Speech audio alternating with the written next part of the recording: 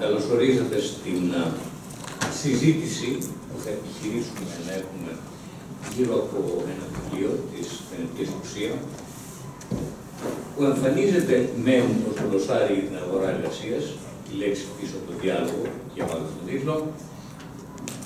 Θα υποστηρίξω, αλλά δεν είμαι εγώ μιλητής, συντονιστής είμαι, παρόλα αυτά, αφού έχω το μικρόφωνο μπροστά μου και είμαι δημοσιογράφος, δύο λόγια εισαγωγικά, θα υποστηρίξω λοιπόν ότι είναι κάτι πολύ περισσότερο από ένα γλωσσάρι. Είναι μια πρόταση ανάγνωσης του κόσμου της εργασίας και εξηγώ, δεν είμαι στο ακριβώς τίτλο, οπότε αισθάνομαι ασφαλής. Θα καταλήξω, κλείνοντας τη δική μου τοποθέτηση, προτείνοντάς της αυτό το βιβλίο να το ξανασκεφτεί και να το φέρει και με διαφορετική μορφή, που ήδη υπάρχει.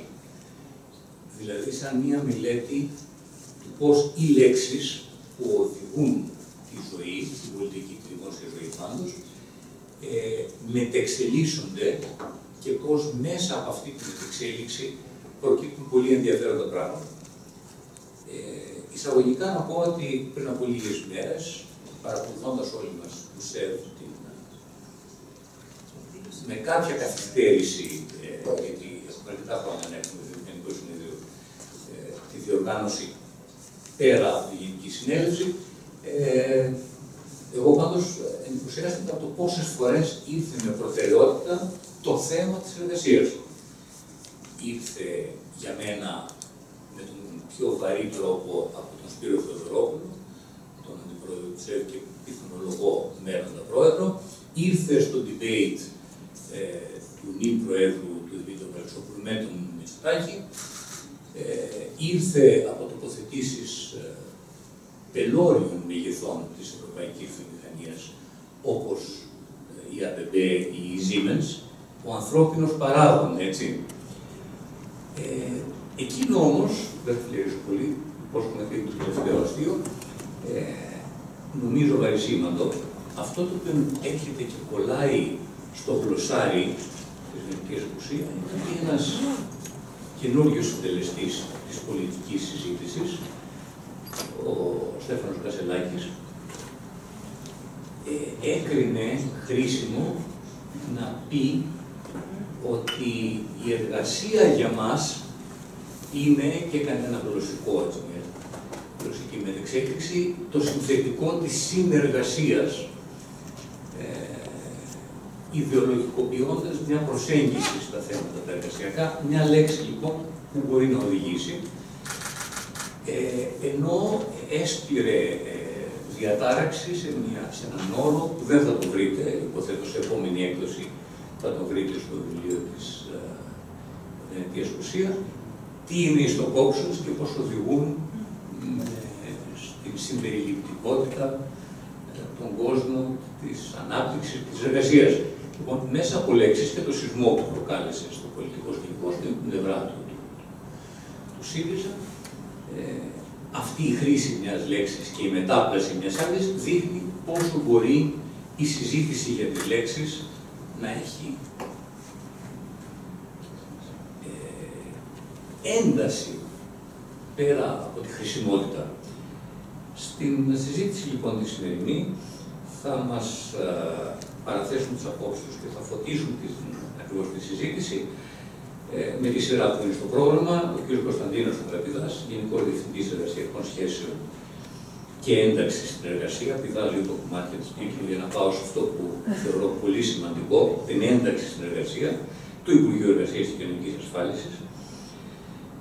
Η κυρία Μαρία Ριγάκη, η οποία είναι εταίρος στην πλατεία Αναστασιάδης στα θέματα κοινωνικής ασφάλισης και απασχόλησης, και ο κ. Χρήστος Ιωάννου, με τον οποίο κατά καιρούς συνευρισκόμαστε σε τέτοιες συζητήσεις, ως σύμβουλος της διοίκησης του ΣΕΒ, αλλά και πολλές φορές καταθέτοντας δημόσιες απόψεις στον δημόσιο διάλογο. Στο τέλος θα μας απολογηθεί για το έργο που ανέλαβε και έφερε εις πέρας η ίδια η συγγραφέας, η κυρία Κουσία. Κύριε Αγραπηδά, έχετε το λόγο. Προσδοκώ, αν θα θέλατε, οι συμμετέχοντες στην παρουσίαση να μείνετε σε κάποιο δεκάλεπτο τέταρτο για να έχουμε κάτι σαν συζήτηση στη συνέχεια.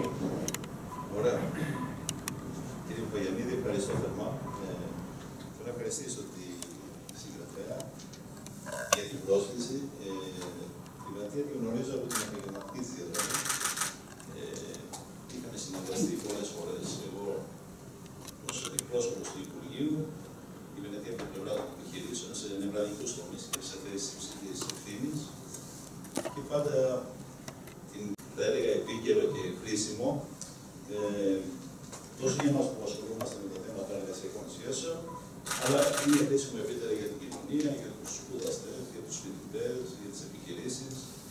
Άρα είναι μια εξαιρετικά πολύ καλή δουλειά, η οποία συμπυκνώνει και την εμπειρία και την απάντηση της εμπειρίας και της τεχνογνωσίας που έχει αποκτήσει η Βενετία κατά τη διάρκεια των χρόνων αυτών. Διέτρεξα το βιβλίο, είδα πολλούς σημαντικούς όρους και η ενοιολόγηση είναι πάρα πολύ σημαντική. Βέβαια, οι όροι δεν σημαίνει ότι είναι όροι τους οποίους τους διαβάζεις και τελειώνει εκεί. Με τους όρους, μοιραία το μυαλό σου πηγαίνει σε διείσδυση και ανάλυση. Δηλαδή, τι είναι αυτό που διαβάζεις και πόσο χρήσιμο είναι. Και υπό αυτή την έννοια θεωρώ ότι είναι μια συνθετική δουλειά, διότι όπως διαβάζεις αυτούς τους όρους και εξεπηρεείς το βιβλίο, έχει και μια αφηγηματική διάσταση, που είναι πάρα πολύ χρήσιμη και το βρήκα εξαιρετικά ενδιαφέρον. Όσον αφορά την παρέμβαση, έχω σκεφτεί το εξής, δεν ξέρω αν θα αποδώσει. Έχω βρει 3-4 όρους και θα προσπαθήσω να δω πώς συνδέονται με την ελληνική αγορά εργασίας, με τις εργασιακές σχέσεις και με την οικονομία ευρύτερα. Ένα σημαντικό όρο που είδα εδώ στο βιβλίο είναι αυτό που λέμε απότομη διαταραχή, όπως αποδίδεται στα αρχικά το disruption. Και είναι γεγονός ότι είναι ένας όρος που αποδίδει με μεγάλη ακρίβεια αυτό που σημαίνει παγκόσμια στην αγορά εργασίας και στις εργασιακές σχέσεις. Δηλαδή, έχουμε πολλές απότομες μεταβολές στον τομέα των εργασιακών σχέσεων και στην οικονομία.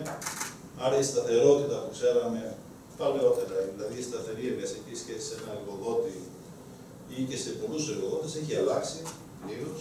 Οι μεταβολές είναι τεράστιες στην αγορά εργασίας, δημιουργούνται νέες μορφές εργασίας, όπως είναι η εργασία μέσω πλατφόρμας, είναι αυτό που λέμε gig economy, είναι οι mini jobs, είναι η εργασία εξ αποστάσεως, την εργασία από οπουδήποτε, ψηφιακοί νομάδες. Άρα εδώ βλέπουμε ότι μοιραία δημιουργούνται ευκαιρίες βέβαια από μία πλευρά στην οικονομία και ότι δημιουργούνται νέες θέσεις εργασίας. Απ' την άλλη, οι εργαζόμενοι βρίσκουν μία απασχόληση και εξασφαλίζουν ένα εισόδημα. Βέβαια, από την κοινωνική πλευρά δημιουργούνται και ερωτήματα σχετικά με τα θέματα της δίκαιης αμοιβής, κατά πόσο ένας εργαζόμενος σε αυτές τις μορφές νιώθει ασφαλής και αμείβεται καλά, διότι αν είσαι ένα συμβόλαιο ως ψηφιακός νομάδας, είναι μια πάρα πολύ καλή θέση, παίρνεις πάρα πολύ καλά χρήματα, μπορεί να δουλεύεις οπουδήποτε, εξασφαλίζεις ένα πολύ καλό εισόδημα. Τι γίνεται όμως στις περιπτώσεις που έχουμε τις εργασίες αυτές που λέμε mini jobs, που είναι λίγων ωρών ή εργάζεσαι, θα έλεγα, ως αυτοαπασχολούμενος. Εκεί γίνονται πολλά ζητήματα που αφορά τις οικονομικές και κοινωνικές ανισότητες και γι' αυτόν τον λόγο υπάρχει και πρωτοβουλία από την Ευρωπαϊκή Επιτροπή για να θεσπιστεί ένα πλαίσιο που θα εξασφαλίζει δίκαιους όρους εργασίας. Άρα θεωρώ ότι αυτό που χαρακτηρίζει σήμερα την αγορά εργασίας είναι ότι παρατηρείται αυτό που λέμε μεγάλη μεταβλητότητα. Και προφανώς αυτό προξενεί σε ένα νέο εισερχόμενο στην αγορά εργασίας πολλά ερωτήματα για το ρόλο και της εκπαίδευσης. Δηλαδή, τι πρέπει να ξέρει κάποιος που μπαίνει στην αγορά εργασίας. Αυτό είναι ερώτημα, δεν μπορεί κάποιος να το απαντήσει σήμερα άμεσα. Να βοηθήσουμε. Μπορεί με το βιβλίο να βοηθηθεί, βέβαια, αν το διαβάσει κάποιος. Και πάω στην άλλη λέξη εδώ που αναφέρεται στον γραμματισμό και στον Άλβιν Τόφλερ, ο οποίος είπε τι πρέπει να κάνεις με τις νέες τεχνολογίες που είναι επίκαιρο, εξαιρετικά. Δηλαδή, αυτό που πρέπει να κάνουμε όλοι και δεν είναι πάρα πολύ εύκολο, είναι να μαθαίνεις, να ξεμαθαίνεις και να ξαναμαθαίνεις. Άρα σημαίνει ότι είσαι σε μια δημιουργική κατάσταση, σε μια εγρήγορση. Βέβαια, αυτό δεν είναι εύκολο για όλους τους ανθρώπους, με την έννοια ότι δεν έχουν όλοι οι άνθρωποι την ίδια ψυχοσύνθεση και την ίδια, θα έλεγα, την ίδια κουλτούρα να μπορούν να ανταποκρίνονται σε αυτό το προφανές ότι η εισαγωγή των νέων τεχνολογιών, η οποία είναι, θα έλεγα, με εξαιρετικά γρήγορους ρυθμούς, όπως είναι το chat GPT και άλλη τεχνητή νοημοσύνη που είναι της μόδας πολύ, είναι γνωστό και το άκουσα και στο συνέδριο του ΣΕΒ ότι θα χαθούν μέχρι το 27-69 εκατομμύρια θέσεις, θα δημιουργηθούν 89 εκατομμύρια. Βέβαια, οι θέσεις που χάνονται δεν σημαίνει ότι δημιουργούνται στον ίδιο τομέα. Χάνονται, θα δημιουργηθούν σε κάποιο άλλο τομέα. Αυτό είναι προφανές. Και είναι και βέβαιο ότι στα τεχνικά επαγγέλματα, δεν ξέρω αν η ρομποτική εκεί θα διεισδύσει και θα γίνονται από ρομπότ οι εργασίες στο μέλλον. Οι χειρονακτικές αναφέρονται, διότι στην Ελλάδα έχουμε και ένα μεγάλο πρόβλημα που αναζητούμε θέσεις εργασίας ακόμα και σε τεχνικά επαγγέλματα και ανειδίκευτη εργασία. Είναι μεγάλο το πρόβλημα στον τομέα των κατασκευών. Στις νέες τεχνολογίες, στην πληροφορική θα δημιουργηθούν 10.000 θέσεις. Και έχουμε μεγάλο έλλειμμα σε αυτό. Και προσδοκούμε ότι οι συνθήκες θα είναι καλές οι εργασιακές να κρατήσουμε τους Έλληνες που είναι εδώ και να φέρουμε και κάποιους απ' έξω, να τους προσελκύσουμε, ή δυνατόν. Θα το δούμε αυτό. Άρα αυτό είναι, θα έλεγα, μια γενική περιγραφή όσον αφορά τις αλλαγές στην αγορά εργασίας. Μία άλλη έννοια που είδα στο βιβλίο και το πρόσεξα έτσι και έχει ιδιαίτερη σημασία είναι ο διαχωρισμός, μάλλον η διάκριση μεταξύ δουλειάς και εργασίας. Η δουλειά είναι κάτι στατικό και συμφωνώ μαζί με την ανάλυση που έχει γίνει.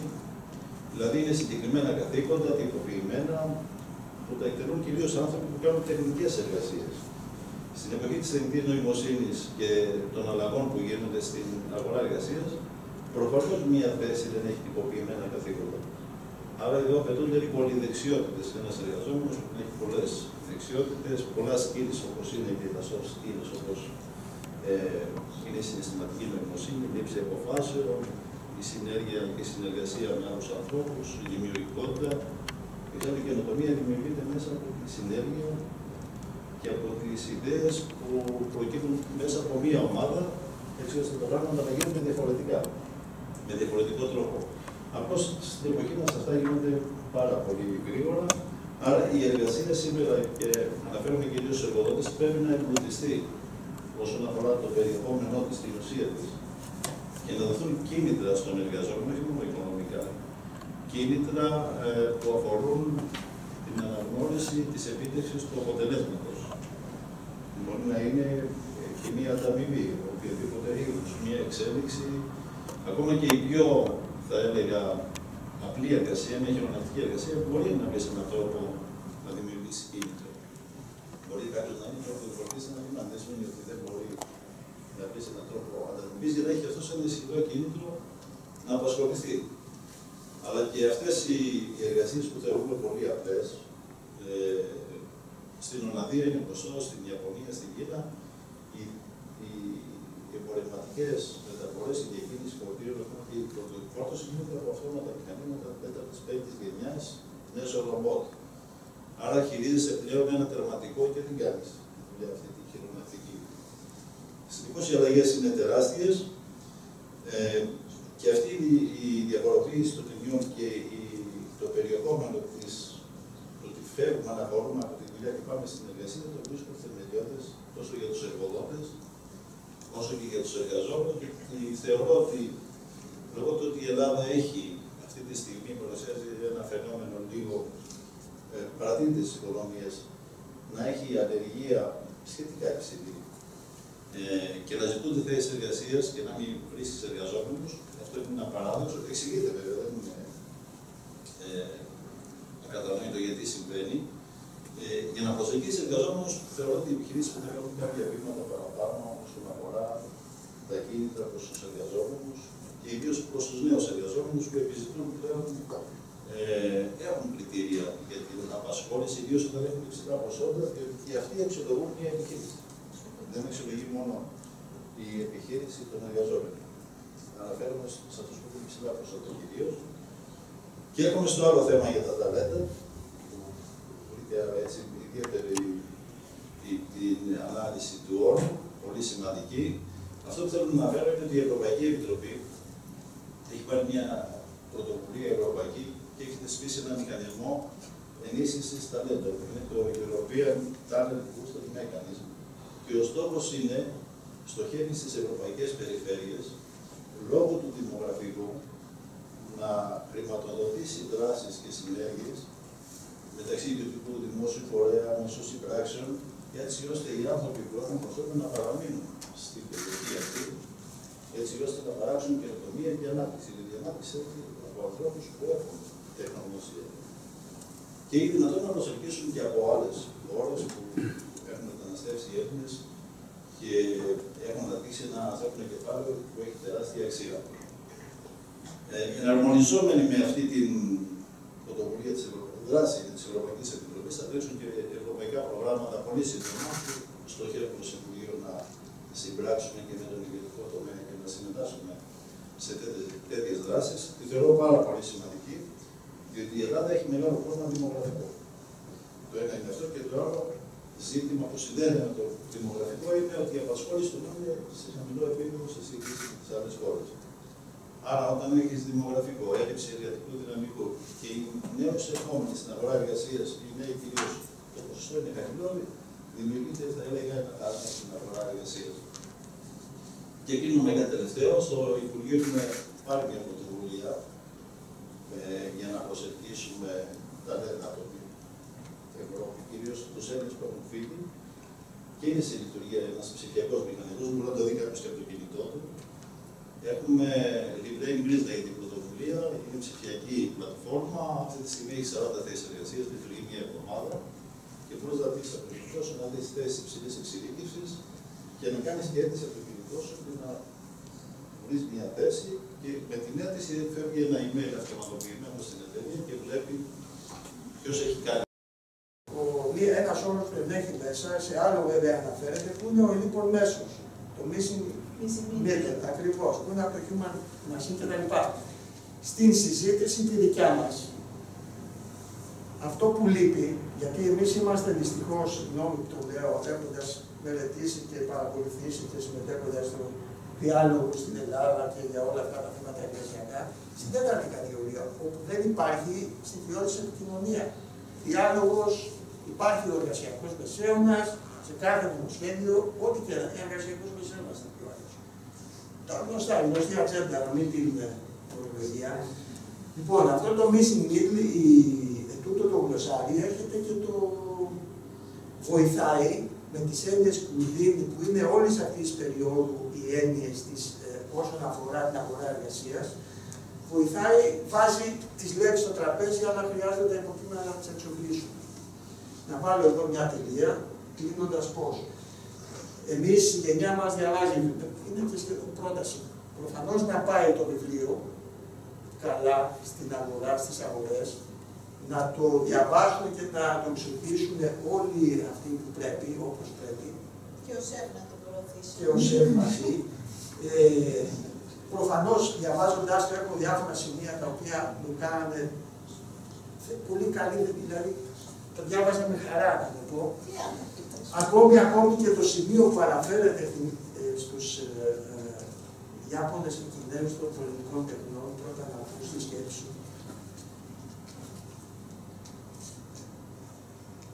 Το οποίο είναι μια σοφή προσέγγιση πριν αυτής, πώς παλιός Σωτοκάκα έκανε τα λοιπά, προσπαθούσα να εμφυσίσω στη φιλοσοφία του τι κάναμε. Είναι ακριβώς αυτό. Λοιπόν, κλείνοντας, η πρόταση είναι εξής: εμείς διαβάζουμε βιβλία. Και είναι πρόταση πιθανώς, για και κάνει τη νέα κίνηση, η οικονομική θεώρηση και στη νέα εκατονταετία να πάει όπως και στην προηγούμενη. Εμείς διαβάζουμε βιβλία και να πείτε το βιβλίο και σε μεγαλύτερη έκδοση και εμπλουτισμένο κτλ. Ίσως θα πρέπει να σκεφτείτε ένα την ηλεκτρονική, αλλά εμείς διαβάζουμε βιβλία, αλλά η κόρη μου και η γενιά μου και εμείς πια, γιατί δεν προλαβαίνουμε, δεν διαβάζουμε βιβλία. Ίσως θα πρέπει κάποια από αυτά τα πράγματα να σκεφτείτε να τα γίνουν podcast. Την ώρα που μαγειρεύεις, την ώρα που κάτι κάνεις άλλο, που ξεκουράζεις από αυτό, όχι podcast βέβαια των 2 ώρων, αλλά άμα πάρεις σε 2-3 όρους με τους πυλώνες, τους συνδέσεις κτλ., φτιάξεις ένα ωραίο βιντεάκι, ένα 20 λεπτό, το οποίο ουσιαστικά θα είναι πνευματική συμβολή σύγχρονοι στους πολίτες της Ελλάδας που θα πρέπει να αποκτήσουν τις λέξεις, μπας και συνεννοηθούμε. Και η ευκαιρία θα είναι αυτό το βιβλίο, ένα από τα θετικά του κορονοϊού. Αυτά, σας ευχαριστώ πολύ. Μαγείρευα και έγραφα στο Μάλιστα. Λοιπόν, ο κ. Ιωάννου έκανε μια σειρά από προσβολές, δηλαδή έσπηρε κενά δαιμόνια. Με έκανε εμένα τουλάχιστον να προσπαθήσω να βρω κάτι ανάλογο της πολιτιστικής επανάστασης που δημιούργησε τον Ντέγκ, και ο Ντέγκ δημιούργησε το άνοιγμα της Κίνας και το άνοιγμα της Κίνας δημιούργησε τον πρόεδρο Σι, ο οποίος έβαλε τον εαυτό του ως νέο Μάο μέσα στο σύνταγμα της χώρας του, το οποίο θεωρεί την σοφία του μέρος του πολιτεύματος. Και τώρα έχουμε και ένα πρόβλημα, γιατί αυτό το πράγμα δημιουργεί στη Δύση και σε μερικούς κραδασμούς, αλλά έδειξε επίσης πόσα ενδιαφέροντα πράγματα έφερε και ο κορονοϊός, ο οποίος έφερε ενδιαφέροντα πράγματα, συνειδητοποιήσεις δηλαδή και κραδασμούς τεράστιους, έφερε και επικίνδυνα πράγματα. Η δική μου ευνοούμενη λέξη νοστοχασμού βρίσκεται στη σελίδα 86 και είναι η φοβερή λέξη to unlearn, το να ξεμαθαίνω. Μια απειλή, ενώ μαθαίνουμε πράγματα και συνειδητοποιούμε καινούργια πράγματα, μην κάποια στιγμή αρχίσουμε και ξεμαθαίνουμε πράγματα. Στην ίδια σελίδα είναι και η ξενοφοβία. Είναι μια βαριά σελίδα. Είναι λοιπόν ένα βιβλίο το οποίο κάνει και προειδοποιήσεις κατά βάθος. Κάτω από τις οποίες προειδοποιήσεις, και να μια πρόταση δική μου, να θεωρήσουμε ότι αυτό που έγινε με την πολιτιστική επανάσταση και το οποίο υπέστηκε ο ίδιος του Ντέγκ, γιατί κάπου του βάλανε αυτιά ειδάρου και τον έβαλαν επί ώρες να απολογείται. Το οποίο πρέπει να ήταν δυσάρεστο και κάνει έναν άνθρωπο σοφότερο. Το αντίστοιχο στην Ελλάδα ήταν η φοβερή εμπειρία της Τρόικας και το πολιτικό σύστημα και το επιχειρηματικό και το συνδικαλιστικό κατάλοιπο. Πέρασαν κάτω από τον δοθετήριο της Τρόικας και έμαθαν πολλά πράγματα και ελπίζουμε να μην unlearn άλλα πράγματα, τον διάλογο. Κάνουμε ένα κύκλο, διότι αν κάποιος κάποια θα ήθελε να ρωτήσει κάτι μέχρι που τους έχει εδώ. Αν θέλετε, ελάτε προς τα πάνω, γιατί υπάρχει μόνο εδώ μικρόφωνο.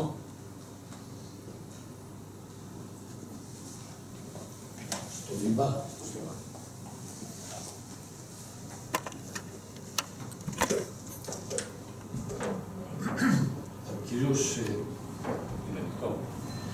Ο κύριος Αγραμμιδάς, νομίζω, ανέφερε τη διάκριση εργασίας και δουλειάς, αν θυμάμαι καλά. Για μένα ήταν το κύριο σημείο των τοποθετήσεων που άκουσα, γιατί ομολογώ δεν έχω διαβάσει το βιβλίο, ενώ το έχω 3 μήνες στη χέρια μου, είναι το πρώτο χέρι. Αναφέρεται η λέξη καπιταλισμός στο βιβλίο. Νομίζω όχι. Γιατί η εργασία είναι συνώνυμη του καπιταλισμού, ενώ η δουλειά μπορεί να είναι συνώνυμη άλλων συστημάτων και πρέπει, απενοχοποιώντας κάποια στιγμή τον καπιταλισμό, είτε είναι κινέζικος, που είναι κακός καπιταλισμός για μένα, είτε είναι όλος ο άλλος καπιταλισμός, να τον βάλουμε στην ατζέντα της συζήτησης και να μην φοβόμαστε να το χρησιμοποιήσουμε αυτή τη λέξη. Λέμε διάφορες περιφερειακές λέξεις, αλλά τη λέξη καπιταλισμός δεν τη χρησιμοποιούμε. Να ευχαριστήσω και δεν ξέρω αν κάποιος από τους προλαλήσαντες ήθελε να κάνει κάτι το καταληκτικό σαν σχόλιο. Κύριε Ρεπτά, πρέπει να πείτε κάτι. Αυτό που αναφέρεται, την εργασία χωρίς δουλειά, αυτό που αναφέρω, ήταν μια έκδοση 2 Αμερικανών που είχε γίνει και εκδόθηκε από το MIT Press το 1922, που είχε γίνει best seller. Και περιγράφουν παραδείγματα πώς ακριβώς η εργασία γίνεται δημιουργική. Που είναι και το μεγάλο ζητούμενο και η εφαρμογή αυτή που έκαναν διάφοροι ερευνητές στον χώρο των επιχειρήσεων και σε νοσοκομεία, κυρίως στην Αμερική, πως οι νοσοκόμοι θα είναι πιο αποτελεσματικοί. Είχαμε βρει ότι αν απαντάξει στους νοσοκόμους αυτή η γραφειοκρατική δουλειά και προσέχουν τον ασθενή, θα είναι πιο αποδοτική. Δηλαδή, είχε ορισμένα εξαιρετικά παραδείγματα και θεωρώ ότι είναι μια αφορμή για να σκεφτούμε λίγο τα πράγματα διαφορετικά. Out of the box. Εμείς να ζήσουμε στην Αμερική. Κυρία Ριγάκη, θέλετε κάτι? Θα ήθελα να μείνω σε ένα λίμμα μέσα στο βιβλίο. Παραθέτει τη συνένεση και η απουσία έναντι του συμβιβασμού. Και αυτό μου έκανε εντύπωση. Και λέει πολύ χαρακτηριστικά, αν μέσα μας δεν έχουμε αποδεχτεί ότι πρέπει να συνεργαστούμε, αυτή η συνένεση δεν είναι ποτέ μακροπρόθεσμη ούτε βιώσιμη. Άρα, βγαίνοντας και αυτά που είπε ο κ. Ιωάννου, τελικά κάποια στιγμή πρέπει να το καταλάβουμε αυτόν τον οργανισμό στο μέσα μας για να γίνει πράξη. Και όλο αυτό να μεταμορφωθεί σε νομοθεσία εργασιακών σχέσεων και σε ένα καλύτερο μέλλον για τους επόμενους. Γιατί αυτό που προκαθίζει είναι ότι το τελευταίο καιρό τελικά η κρίση έχει γίνει κανονικότητα. Περνάμε από το ένα θέμα στο άλλο και αυτός ο κύκλος κάποια στιγμή πρέπει να κλείσει και πρέπει να απολαύσουμε το θέμα. Να του κάνω μια ερώτηση, στον λόγο. Η λέξη συνένεση είναι μια γλυκιά όμορφη λέξη. Κανείς δεν θα πει ότι είναι εχθρός συνένεσης.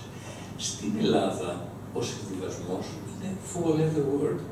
Είναι σχεδόν ύβρις. Είσαι συμβιβασμένος. Είναι το μικρό πράγμα. Εσείς που έχετε την εμπειρία κοινωνικού διαλόγου και μελετητικά, αλλά και πάσχομαι από αυτό, μπορεί να υπάρξει αυτή η υπέρβαση και να οδηγηθεί σε πλησιότερη συνένεση, μια επανανάγνωση του συμβιβασμού? Νομίζω ότι μπορεί. Το έχω ζήσει και ως μέρος, το έχω ζήσει και 30 χρόνια ως τρίτο μέρος που προσπαθεί να μεσολαβήσει και να διατυπεύσει. Λοιπόν, και βέβαια είναι ύβριστο να πεις ότι θα συμφωνήσω και θα κάνω λίγο πίσω. Είναι ένα θέμα το οποίο δεν είναι θέμα κουλτούρας. Δηλαδή δεν θα πω ότι οι Έλληνες δεν μπορούν να διαπραγματευτούν. Είναι θέμα προϋποθέσεων και περιβάλλοντος.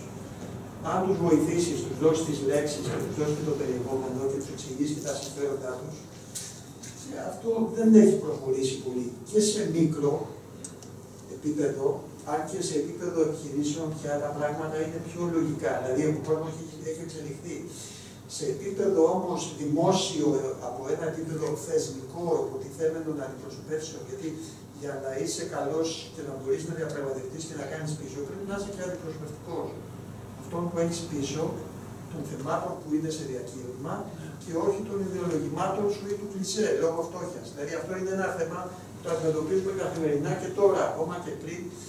Άρα, το γλωσσάρι τούτο μπορεί και η προσέγγιση του, όταν τα αντιμετωπίσει και τα θέματα όχι τεχνικά, αλλά με προσωπικό στυλ όπως αυτό, μπορεί να βοηθήσει.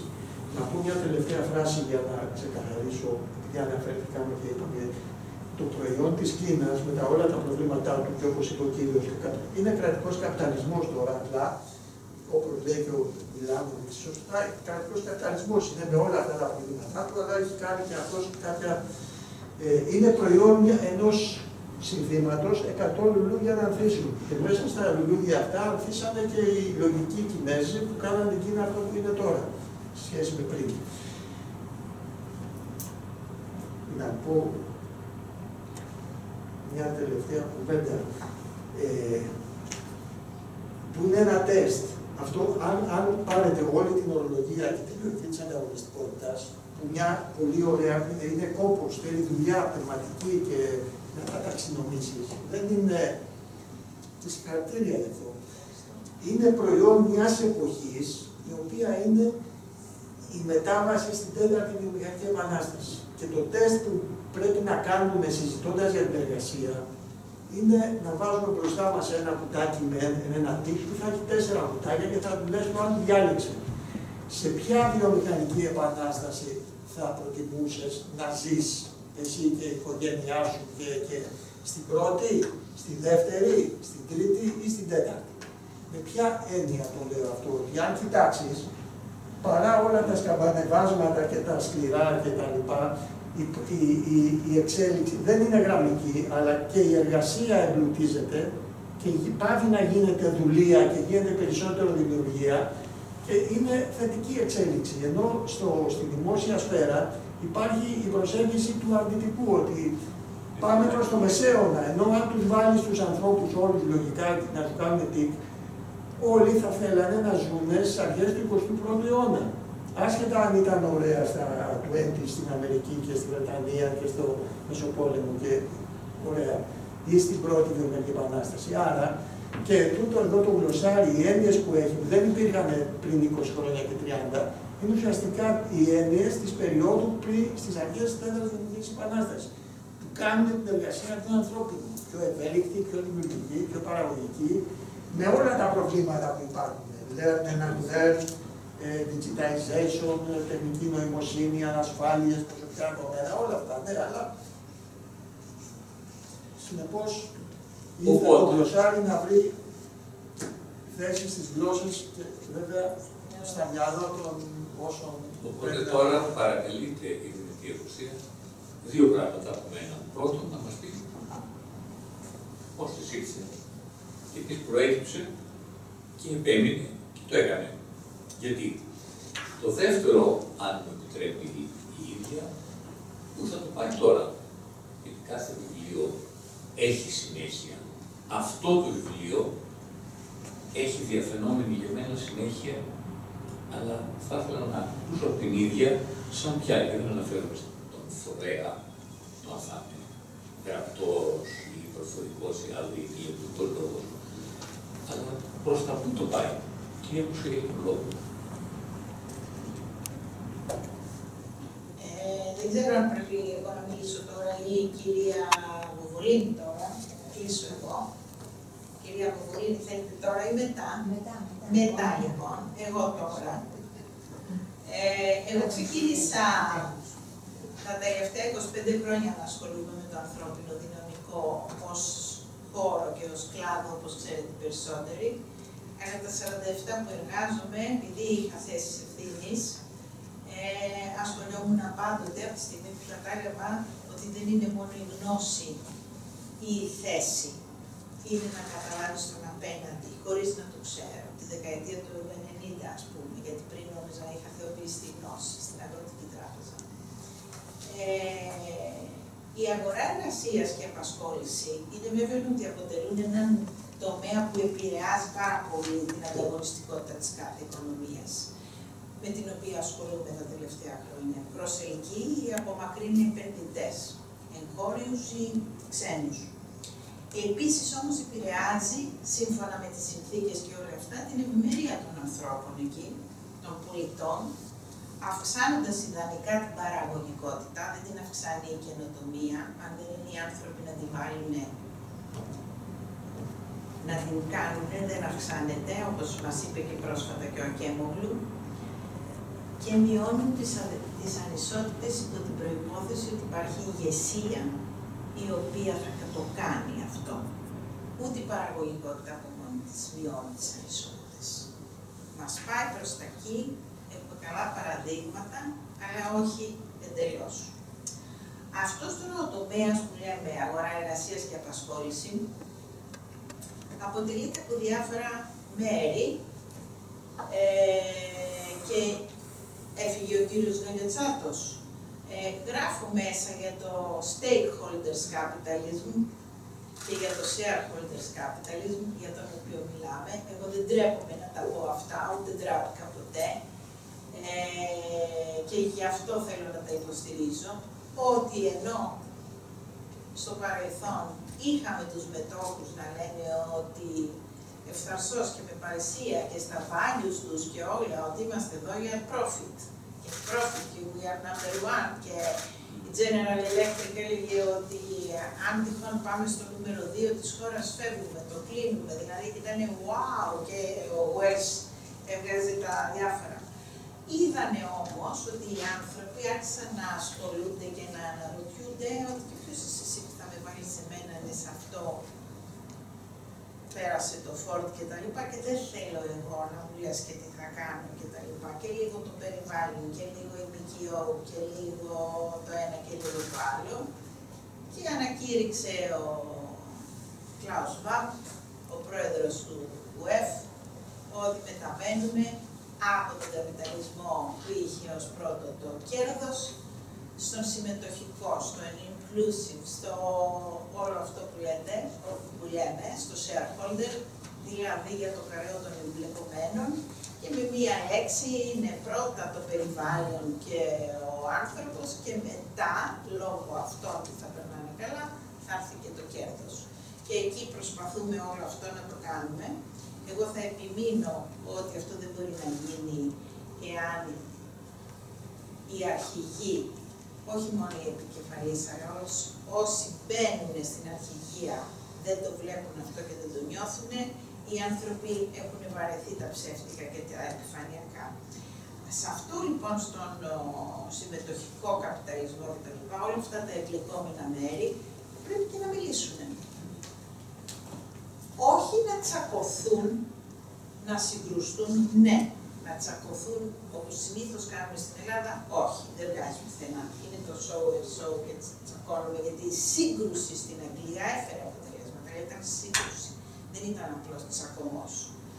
Και νομίζω ότι εάν δεν βάλουμε, δεν έχουμε την παρησία, να βάλουμε εμείς που το λέμε, τις έννοιες πίσω από τις λέξεις που θα χρησιμοποιήσουμε, και να προσπαθήσουμε να καταλάβουμε ότι και οι άλλοι θέλουν να πετύχουν πράγματα, θα είναι ένας κατ' επίφαση κοινωνικός διάλογος που δεν θα καταλήγει ούτε σε action plans, ούτε σε αξιολόγηση, ούτε σε μετρήματα, θα έχουμε μονίμως αυτό. Εγώ είχα αυτή τη σκέψη, γιατί από μικρή που ήμουνα μου άρεσε η ετυμολογία και να βρίσκω και γιατί το λέμε και πώς προέκυψε και τα λοιπά και έφτιαξα αυτό. Δεν θα μακρηγορήσω, πέραν του ότι είναι χρήσιμο και όλα αυτά. Πιστεύω και πέραν από το ότι φυσικά δεν έχει λέξεις μέσα όπως αυτές που είπε ο φίλος μου εδώ, ο Χρήστος ο Ιωάννου, πιστεύω ότι πρέπει και με τα βιβλία να έχουμε ένα πέρασμα προς την ωριμότητα. Και χρειάζεται να εμπλουτιστεί όλο αυτό τα τελευταία 25 χρόνια, αλλά δεν ξέρω αν μου προκύψει και τίποτε άλλο, γιατί η ζωή μου δεν ξεκίνησε πριν 25 χρόνια, κουβαλάω και άλλα πράγματα. Πώς ξεκινήσαμε, έχουμε και τα 50 χρόνια της δημοκρατίας του χρόνου να γιορτάσουμε. Εγώ ας ασχοληθώ με τα 25 της αγοράς εργασίας και το πώς εξελίχθηκε η κατάσταση, χρησιμοποιώντας τις λέξεις και άλλες λέξεις που δεν είναι απλώς της απασχόλησης, αλλά είναι της καθημερινότητας, που μας διαμορφώνουν αυτό που λέμε κουλτούρα. Δεν είμαι ψυχαναλυτής ούτε ψυχολόγος, αλλά νομίζω για να πάμε μπροστά πρέπει να είμαστε ειλικρινείς όταν επικοινωνούμε, να καταλάβουμε τι περιμένει ο άλλος. Εσείς από τώρα εδώ θεωρώ ότι περιμένετε να ακούσετε κάτι να πείτε, να το σκεφτώ και στο σπίτι. Αυτό εμένα με ενδιαφέρει. Αυτά που γράφω, αυτά που λέω, με ενδιαφέρει να κάνουν τον άλλον να σκεφτεί. Όχι αναγκαστικά να συμφωνήσει μαζί μου. Ευχαριστώ πάρα πολύ. Έκλεισε πρόσκληση προς σκέψη και αν θα ήθελε η Αλεξάνδρα Παπολίνη. Κυρία Παπολίνη που, αν δεν ήταν η κυρία Παπολίνη, δεν θα το είχαμε κάνει. Το οποίο βρίσκεται μόνο στην αρχή της καριέρας μου. Αυτό είναι σίγουρο. Πρέπει να φτάσει σε νεολαία. Και γι' αυτό είναι τόσο μικρό, να μπορεί να το έχει στην τσέπη του κανείς. Τι πρέπει να κάνω, να το έχει κανείς στην τσέπη του και να το διαβάζει στα τρένα, στα αεροπλάνα. Γι' αυτό είναι τόσο μικρό και λίγο μικρά τα γράμματα. που λέτε με συνεπήρε πραγματικά η απλότητα και το βάθος του. Και είμαι πολύ, πολύ χαρούμενη που το κάνουμε αυτό το βιβλίο και θα συνεχίσουμε να κάνουμε ό,τι άλλο γράφει η κυρία Κουσία, με λίγο μεγαλύτερα γράμματα. Θέλω να σας πω, ότι τα είπατε όλα, ήσασταν καταπληκτικοί.